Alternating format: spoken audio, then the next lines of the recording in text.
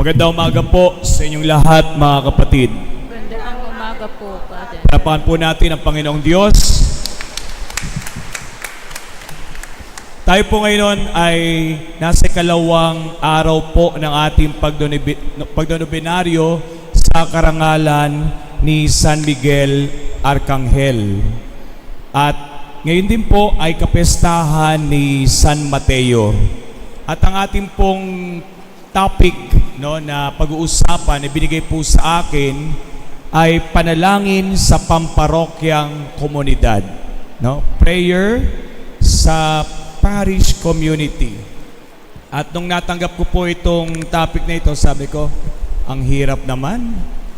Sabi ko, paano ko iuugnay, paano ko i-connect kay San Miguel, paano ko i-connect sa gospel, at paano ko po i-connect sa ating pong pagdiriwang ngayon ng kapestahan ni San Mateo. Pero hayaan nyo muna po ako na magbahagi sa inyo ng ilang mga karanasan. Nung ako po ay bata pa, bago po ako mag-first communion, ni-require po kami na i-memorize yung mga basic prayers. Yung po ay requirement po, bago ka mag-first communion. Alam mo yung mga basic prayers, alam mo yung 10 commandments, alam mo kung paano ka mangumpisal. Kapag ako po ay nagdarasal mag-isa, hirap na hirap po akong mag-memorize ng mga dasal.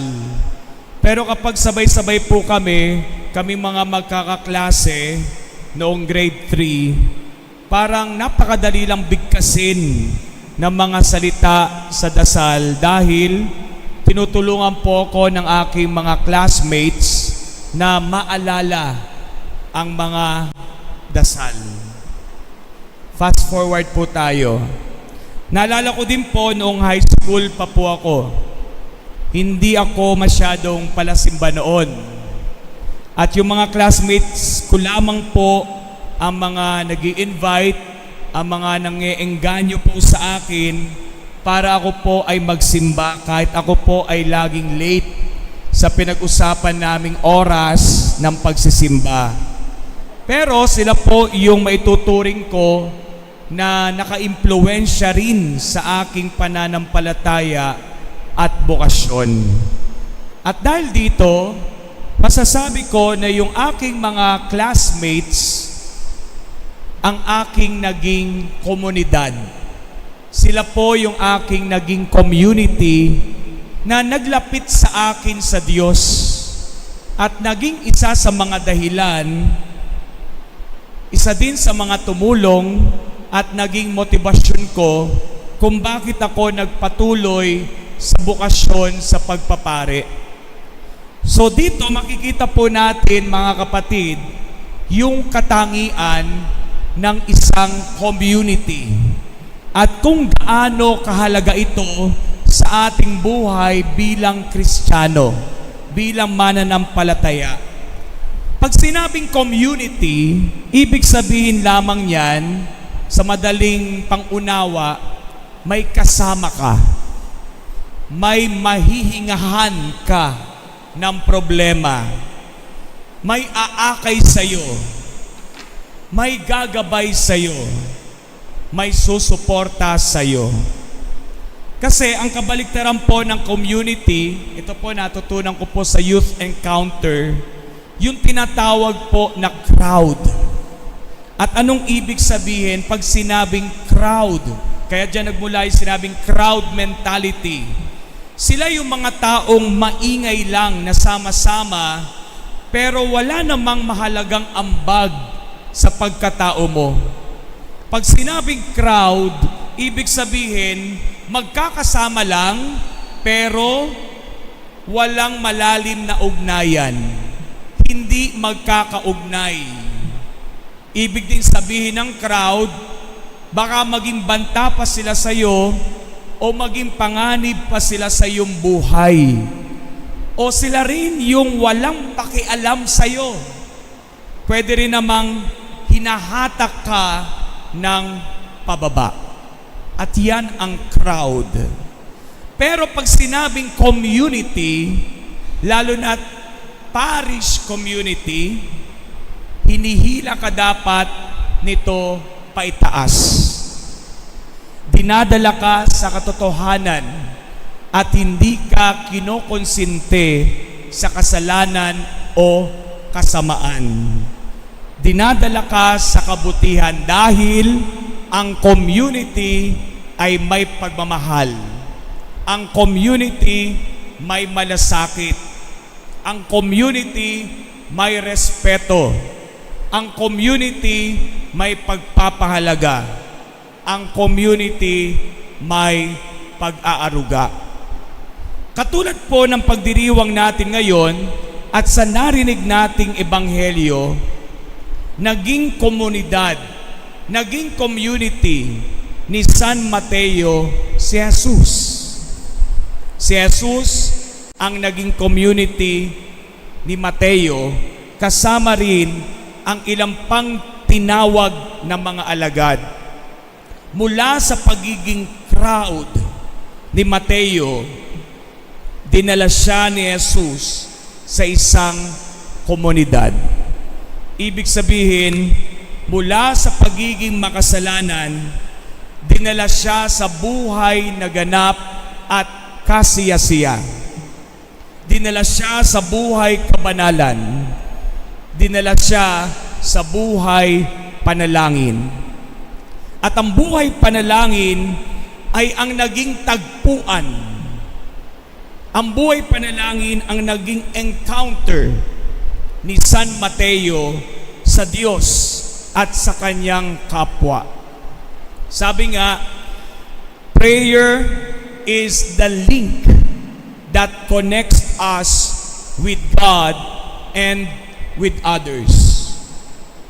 So sa tuwing tayo po ay aktibo na dumadalo ng banal na misa, ng Holy Hour, ng Lauds, ng Vespers, at yung initiative po ni Pope Francis base po sa dokumento na inilabas for the Year of Prayer na tinatawag na 24 hours for the Lord. So kapag dumadalo po tayo nito, aktibong dumadalo, tayo po ay sama-sama na umuugnay, sama-sama na tumatagpo sa Diyos. At dahil sa ganitong ugnayan natin sa panalangin bilang parish community, at the same time, ugnayan natin sa Diyos, nagiging madali na ang ating pagsunod sa ating tungkulin sa buhay panalangin. Pagsunod sa tungkulin. At yun po yung general theme po natin para sa ating fiesta celebration ni San Miguel. Kaya anong sabi ni Jesus kay Mateo? Sumunod ka sa akin. At anong ginawa po ni San Mateo? Tumindig siya at sumunod kay Jesus. Nangyari ito dahil sa diwa ng tagpuan. Nangyari ito sa diwa ng panalangin. How much more kung ito ay mangyayari sa atin as parish community? Anong mangyayari sa atin? At diyan, may 3 puntos po tayo ng pagninilay na pag-uusapan.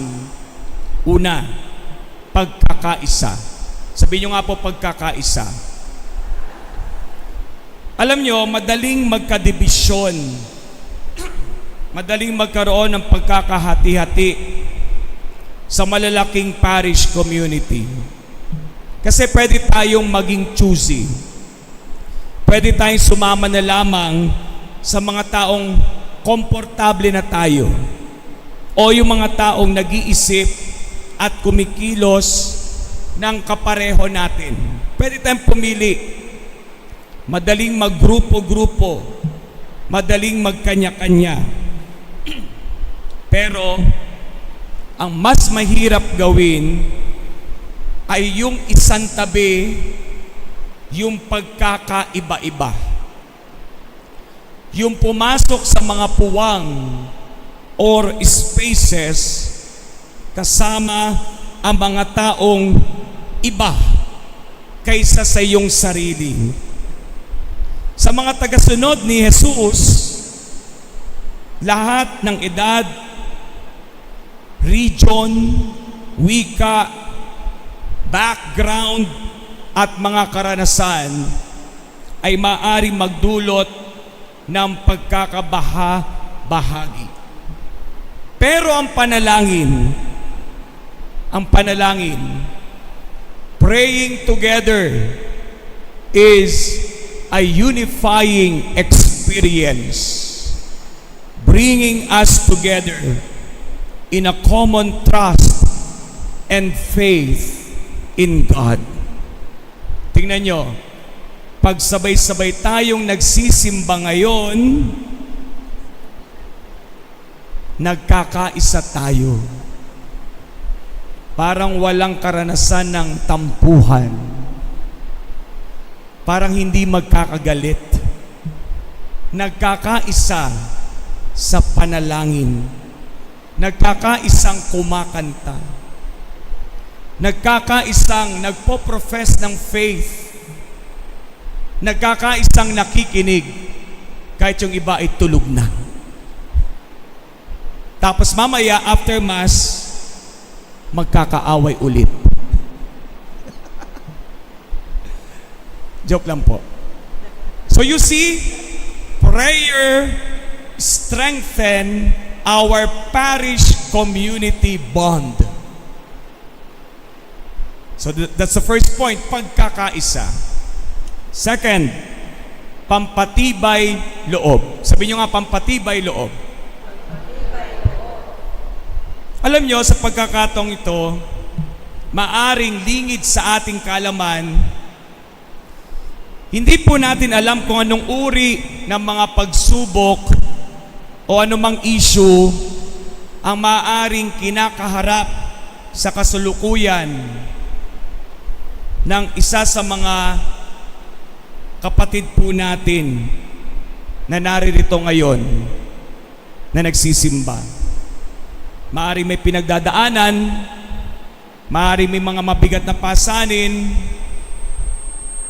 pero sa panalangin po, itinutuon ito ang ating mga puso sa Diyos, na tila baga naghihikayat sa atin na maging matyaga sa mga paghihirap sa buhay.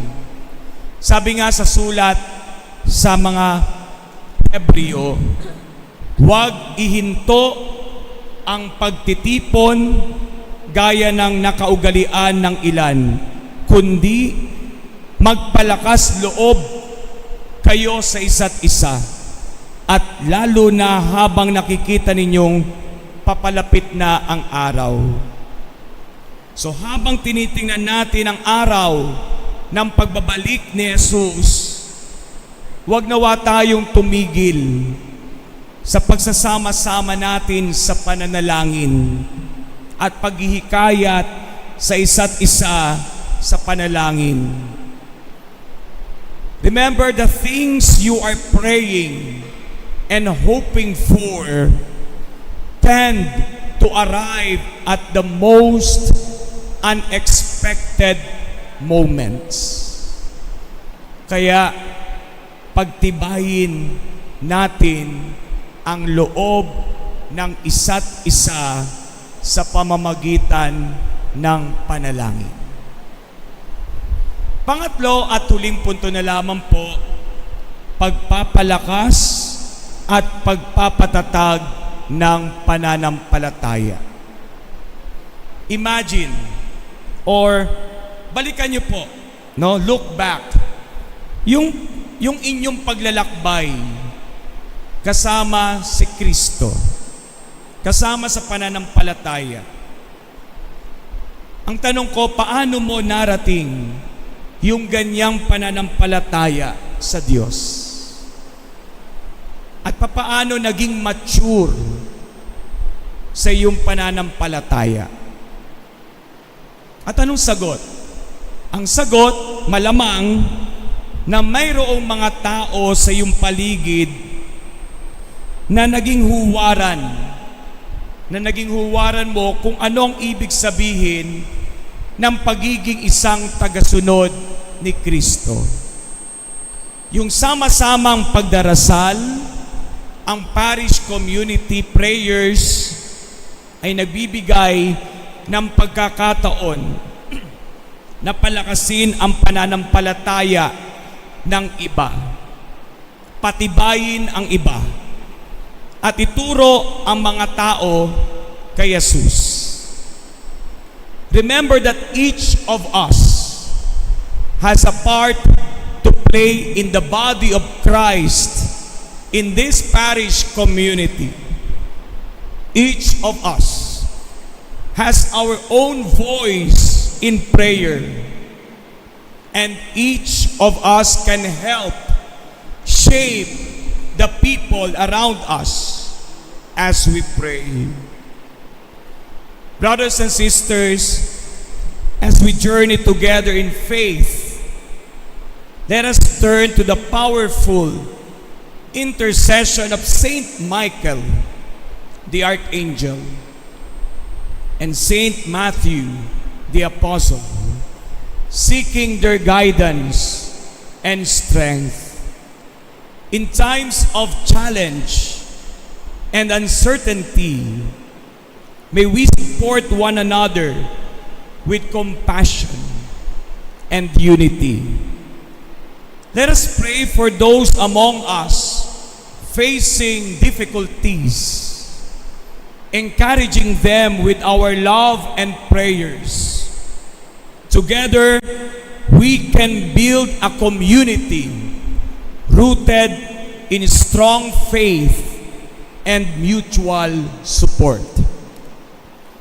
As we continue the celebration of the Holy Mass, we ask Saint Michael to protect and strengthen our parish community, and Saint Matthew to inspire us in our mission to share the gospel. May we uplift one another, fostering a spirit of unity and resilience. Amen.